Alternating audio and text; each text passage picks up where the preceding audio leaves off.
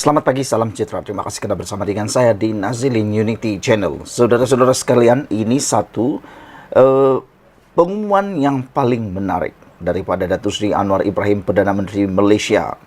Walaupun beliau dikecam hebat, dihentam habis dan ada juga yang kata akan tumbang pada bulan Ogos yang telah pun berlalu dan tetap juga menjadi Perdana Menteri, kita ucapkan tahniah. Tetapi Datuk Seri Anwar Ibrahim, Perdana Menteri kita, tidak pernah berputus asa. Bahkan daripada Harapan Daily dilaporkan bahawa gaji sektor pembuatan akan naik RM4,510 menjelang tahun 2030. Itu janji daripada Anwar Ibrahim. Saudara-saudara sekalian, seluruh rakyat Malaysia sebenarnya menunggu kenaikan gaji, perubahan gaji untuk semua sektor. Tidak pedulilah itu sektor pembuatankah, sektor awamkah, sektor swastakah atau mana-mana sektor pun kita mengharapkan kenaikan gaji. Kerana untuk makluman, keperluan untuk kenaikan gaji sepatutnya sudah dilakukan memandangkan kos sara hidup dan kos sara hidup sudah pun berubah sejak beberapa tahun yang lepas. Saudara-saudara sekalian, gaji penengah bagi sektor pekerja sektor pembuatan diunjur meningkat 128% kepada RM4,510 pada tahun 2030 berbanding RM1,976 pada tahun 2021 hasil intervensi Pelan Induk Perindustrian Baharu NIMP tahun 2030.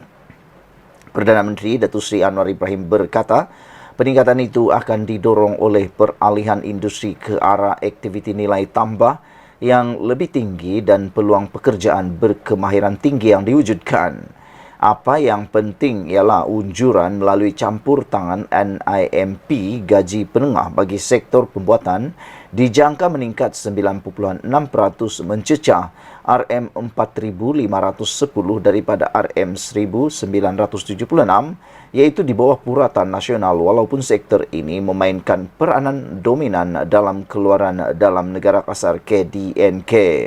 Saudara-saudara sekalian, Anwar yang juga Menteri Kewangan berkata, dari segi guna tenaga dijangkakan unjuran pertumbuhan sebanyak 2.3% daripada 2023 menyediakan peluang pekerjaan untuk 3.3 juta orang menjelang tahun 2030.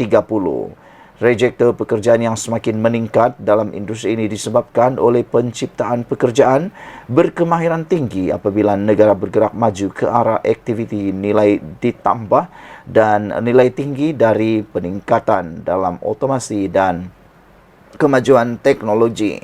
Menurut Datuk Seri Anwar Ibrahim, bagi memenuhi permintaan industri, kerajaan akan melaksanakan sistem gaji progresif yang menggalakkan pembangunan kemahiran dan kemajuan kerjaya. Kerjasama swasta akan dipertingkatkan dalam program pendidikan, latihan teknologi dan vokasional TVET dan pendidikan sains, teknologi, kejuruteraan dan matematik STEM, memastikan pemulihan kemahiran yang diperlukan oleh industri, kata Datuk Seri Anwar Ibrahim lagi. Beliau juga menambah, kerajaan juga yakin strategi dalam NIMP 2030 akan membuahkan hasil yang bermakna bagi memberi impak besar kepada ekonomi negara. Secara khususnya, NIMP 2030 menyasarkan untuk meningkatkan nilai tambah sektor pembuatan kepada RM587.5 bilion menjelang 2030, meningkat sebanyak 6.5% daripada yang hari ini. Sekian dulu untuk kali ini. Jangan lupa tinggalkan komen anda, tekan butang subscribe. Kita jumpa lagi. Bye-bye. Selamat malam, salam sejahtera. Terima kasih kerana bersama dengan saya di Nazilin Unity Channel. Pendedahan kali ini pastinya akan memberikan getaran jiwa. Getaran jiwa kepada Perikatan Nasional. Manakan tidak, hari ini dikabarkan calon Pakatan Harapan Kerajaan Perpaduan untuk PRK di Johor, iaitu Suhaizan, yakin akan menang PRK Pulai. Pastinya keyakinan ini bukan cakap-cakap kosong, tapi mempunyai fakta, penilaian dan analisis yang amat teliti.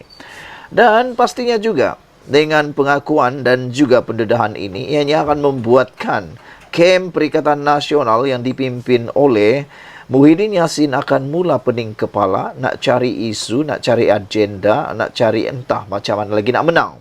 Tapi balik-balik yang akan diguna ialah bagaimana untuk menjatuhkan Anwar Ibrahim dan mengatakan bahawa kerajaan pusat akan tumbang kalau PRK ini menang.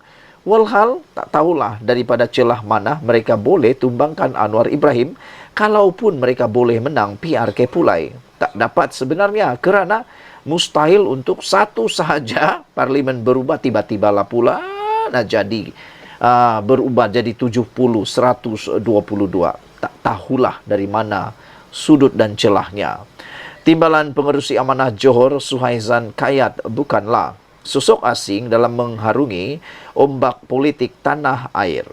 Dia telah tewas 6 kempen pilihan raya sebelum ini. Kebanyakannya sebagai calon PAS sebelum tahun 2018. Dan kini dalam percubaan ketujuh untuk menang kerusi yang ditandinginya. Walaupun pilihan raya sebelum ini menyaksikan Suhaizan bertanding sebagai pembangkang di peringkat persekutuan, kali ini lelaki berusia 50 tahun itu mempunyai kelebihan pentadbiran Putrajaya di belakangnya dalam usaha mempertahankan kerusi Parlimen Pulai. Dalam temu bual bersama Malaysia kini, Suhaizan kelihatan yakin dengan peluangnya untuk mempertahankan kerusi itu. Yang sebelum ini 2 kali dimenangi bekas bosnya Allahyarham Salahuddin Ayub. Bagaimanapun dia kurang yakin dengan prospek untuk menang dengan majoriti besar menentang Zulkifli Jaafar daripada Perikatan Nasional dan calon bebas Samsudin Muhammad Fauzi. Kita yakin insya-Allah boleh menang, tetapi isunya adalah majoriti. Hasrat kita untuk mendapat majoriti meyakinkan, tegas beliau lagi. Untuk menang tak ada isu, tetapi untuk mendapatkan majoriti meyakinkan itu cabaran, kata Suhaizan kepada Malaysia kini ketika ditemui di Pejabat Amanah Pulai. Keputusan PRU 15 mendedahkan Pakatan Harapan meraih bahagian paling besar daripada undi bukan Melayu, manakala sebahagian besar undi Melayu diberikan kepada Timbalan Pengerusi Barisan Nasional Johor Nur Jazlan Mohamed sebagai lawan Salahuddin ketika itu. Secara teorinya, kerjasama PH dan BN yang diuji buat kali pertama di Johor boleh memperoleh lebih 80% undi daripada 166,563 pengundi berdaftar menurut statistik Suruhanjaya Pilihan Raya. Bagaimanapun, terdapat pelbagai faktor asas yang boleh menjejaskan peratusan keluar mengundi termasuk percubaan Perikatan Nasional untuk memikat pengundi Melayu dengan menyasarkan DAP, Parti Komponen Pakatan Harapan dan Sekutu Amanah itu sebagai dakwaan ancaman kepada Melayu Islam. Perikatan Nasional telah mendakwa peningkatan jumlah sokongan Melayu yang ditunjukkan untuk gabungan itu dalam 6 pilihan raya negeri baru-baru ini akan menular ke Johor. Tetapi Suhaizan menegaskan gelombang hijau yang disebut-sebut tidak akan masuk ke negeri itu. Suhaizan yang juga bekas Ketua Pemuda PAS berkata, rakyat Johor mementingkan kesederhanaan dan dengan demikian akan menolak pendekatan ekstrim Parti Perikatan Nasional terhadap Islam serta kecenderungannya untuk melabelkan lawan mereka sebagai kafir. Dalam pelbagai majlis yang disasarkan kepada pengundi bukan Melayu, Suhaizan dan pemimpin yang lain dalam kempennya menekankan kepentingan undi mereka. Memenangkan pilihan raya kecil sering dilihat sebagai kurang penting dan menyebabkan peratusan keluar mengundi lebih rendah. Kita merayu pengundi untuk turun mengundi pada 9 September ini kerana kita bimbang jika kemenangan yang kita peroleh tak dapat majoriti meyakinkan. Ia akan beri ruang pembangkang mainkan isu terhadap Perdana Menteri Anwar Ibrahim, kerajaan perpaduan tidak mendapat sokongan. Dan dia akan mainkan isu-isu berkaitan kestabilan meruntuhkan kerajaan, kata beliau lagi. Suhaizan juga berkata pihaknya juga merayu pengundi yang bekerja di Singapura untuk balik mengundi pada PRK kali ini. Mereka yang rasa terbeban kerana telah 2 kali mengundi dimohon untuk berfikir secara jangka panjang kesan kalau mereka tak mengundi. Menyebabkan kerajaan boleh ditohmah tidak dapat sokongan, jelas Suhaizan lagi. Presiden PAS Abdul Hadi Awang pada sidang media di Pulai awal minggu ini mendakwa kemenangan PN pada PRK Pulai ini kalau berlaku boleh mencetuskan pertukaran kerajaan persekutuan. Sementara Perikatan Nasional memberi tumpuan kepada undi Melayu, kempen PH dan Suhaizan pula berusaha mencukupi sebanyak mungkin kawasan pengundi mereka. Pada minggu pertama berkempen, beberapa majlis di kawasan majoriti Cina diketuai oleh DAP di bawah Wakil Rakyat Perling Liu Chintong.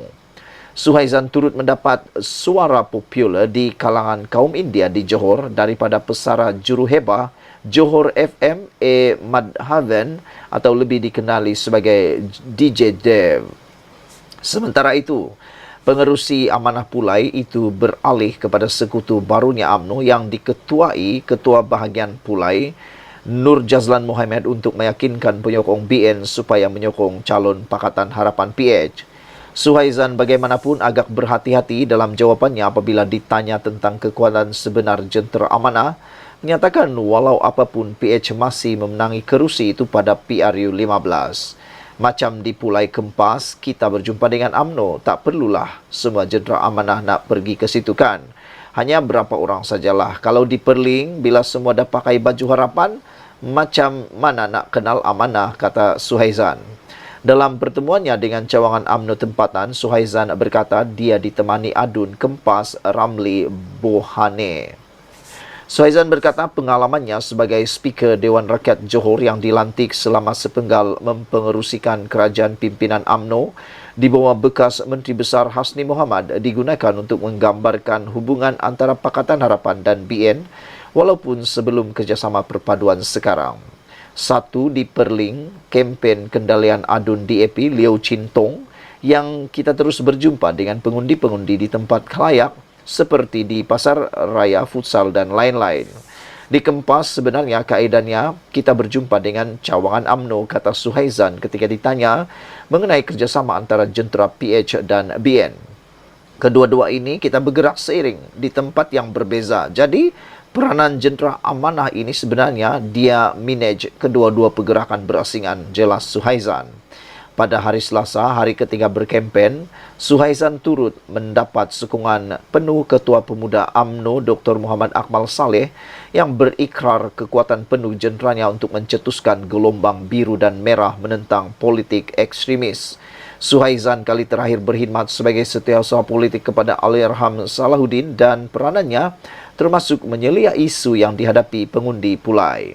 Sepanjang kempennya, Suhaizan dan pemimpin PH yang lain selalunya bermula dengan peringatan tentang sumbangan Salahuddin, termasuk inisiatif Rahmah untuk menawarkan harga barangan dan perkhidmatan yang lebih rendah. Selain meneruskan legasi Salahuddin, Suhaizan berkata, visi peribadinya untuk Pulai termasuk mewujudkan persekitaran bandar yang boleh didiami dan inklusif, bermula dengan pelan tindakan mengenai isu perumahan yang menyatukan sinergi tugas, peranan dan pelaksanaan di peringkat persekutuan negeri dan pihak berkuasa tempatan PBT. Ini tambahan untuk menangani isu yang dibawa kepada perhatian Suhaizan, termasuk permintaan untuk pembinaan sebuah sekolah Tamil di Kempas dan infrastruktur asas yang lain. Suruhanjaya Pilihan Raya SPR menetapkan 9 September depan sebagai hari pengundian bagi kedua-dua PRK Pulai dan Simpang Jeram dengan pengundian awal pada 5 September. Sekian dulu untuk kali ini. Jangan lupa tinggalkan komen anda, tekan butang subscribe. Kita jumpa lagi. Bye-bye.